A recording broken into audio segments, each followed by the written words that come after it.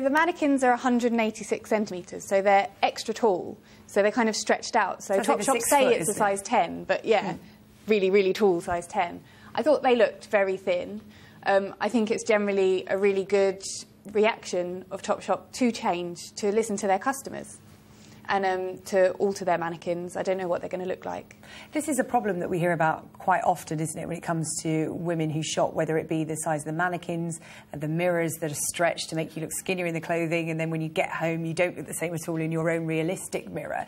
Are shops paying attention to this feedback that they do get quite often, but the same problem seems to crop up again and again? Well, we saw Debenhams bring in size 16 mannequins, and Topshop are going to listen to this online complaint.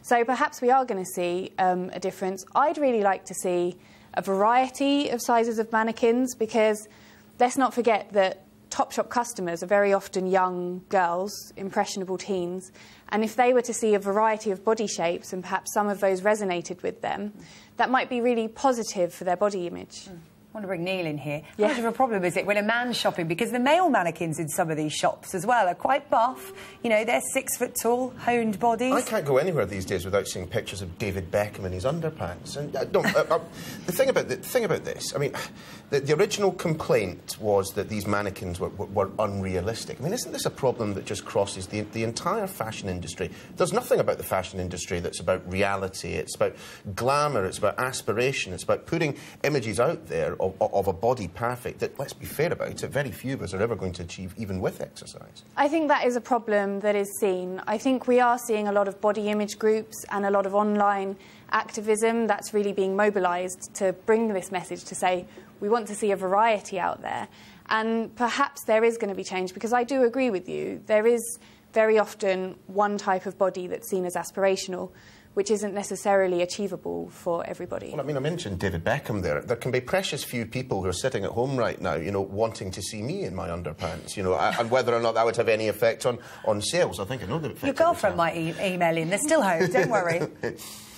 Yeah, but I mean, isn't that the point, though, that it is all about selling something, and actually the consumer is as responsible for this as Topshop is? But the consumer is speaking out now and saying that they don't want to see this.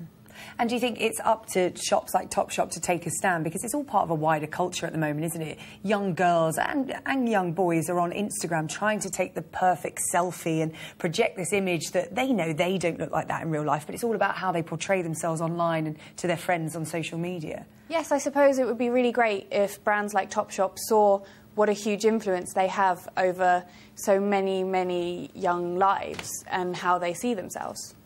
And I suppose it all comes down to, as someone who has been into Topshop a few times, it's all about the sizes they stock as well. I mean, some of them are quite frightening. They go down to a size 4, but we must remember that some people are naturally that shape as well, so we can't have a go at people for being naturally skinny. Yeah, when I was 15, 14 and I was going to Topshop, the sizes were too big for me. I was really skinny. People felt they could take the mickey out of how skinny I was. So it's important to remember there's a variety of body shapes out there. Let's perhaps see them all reflected in the shops, in the magazines and the adverts. Yeah, good.